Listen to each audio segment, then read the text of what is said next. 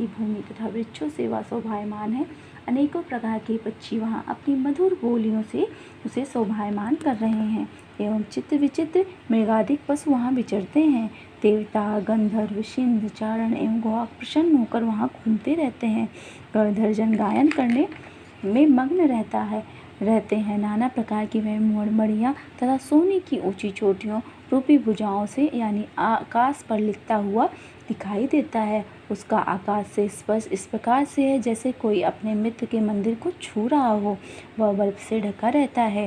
गंगा नदी की ध्वनि से वह सदा शब्दायमान रहता है। हे पार्वती, तुमने वही बाल्यावस्था में 12 वर्ष पर्यंत कठोर तप किया, अधोमुख होकर केवल धूम्रपान किया, फिर 64 वर्ष पर्यंत के पत्ते खाए, माघ महीने में जल में खड़ी हो तप किया और वैशाख में अग्नि का सेवन किया, सावन में अन्नपान का त्याग कर दिया, एकदम बाहर मैदान में जाकर तप किया। तुम्हारे पिताजी तुम्हें इस प्रकार के कष्टों में देखकर घोर चिंता से व्याकुल हो गए। उन्होंने विचार किया कि यह कन्या किसको दी जाए।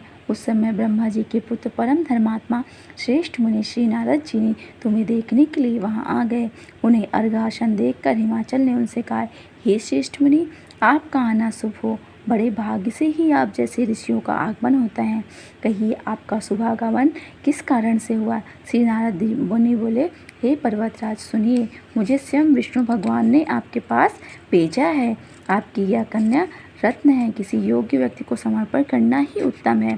संसार में ब्रह्मा, इंद्र, शंकर इत्यादि के देवताओं में वासुदेव श्रेष्ठ माने जाते हैं। उन्हें ही अपनी कन्या देना उत्तम है। मेरी तो यही संपत्ति है। हिमालय बोले, देवादिदेव वासुदेव, यदि स्वयं ही जब कन्या के लिए प्रार्थना कर रहे हैं और आपके आगमन का भी यही प्रयोजन है तो अपनी कन्या उन्हें दूंगा।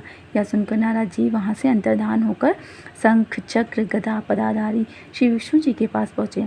नारद जी बोले, हे देव, आपका विवाह निश्चित हो गया। इतना कहकर देवर्षि नारद जी तो चले आए और इधर हिमालय राज ने अपनी पुत्री गौरी से प्रसन्न होकर कहा, हे पुत्री, तुम्हें गरुड़ ध्वज वासुदेव जी के प्रति देने का विचार कर लिया है। पिता के इस प्रकार के वचन सुनकर पार्वती अपने सखी के घर गई और अत्यंत दुखित होकर पृथ्वी पर गिर पड़ी और विलाप करने लगी। उन्हें इस प्रकार दुखित और विलाप करते सखी ने देखा और पूछने लगी, हे देवी, तुम्हें क्या दुख हुआ है, मुझसे कहो, और तुम्हें जिस प्रकार से भी तो सुख हो मैं निश्चय ही वही उपाय करूँगी। पार्वती जी बोली, सखी, मुझे प्रसन्न करना चाहती हो तो मेरी अभिलाषा सुनो।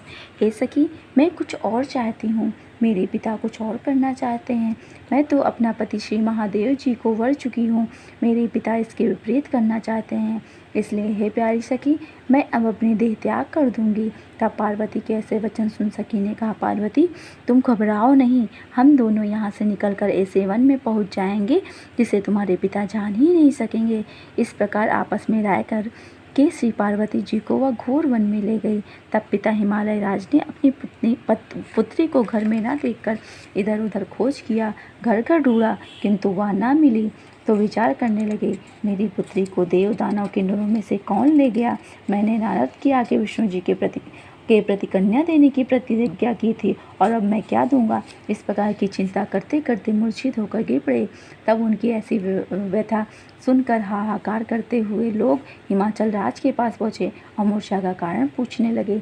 हिमालय बोले, किसी दुष्ट आत्मा ने मेरी कन्या का अपहरण कर लिया है अथवा किसी काल सर्प ने उसे काट लिया है, ये सिंह व्याघ्र ने उसे मार डाला है। पता नहीं मेरी कन्या कहाँ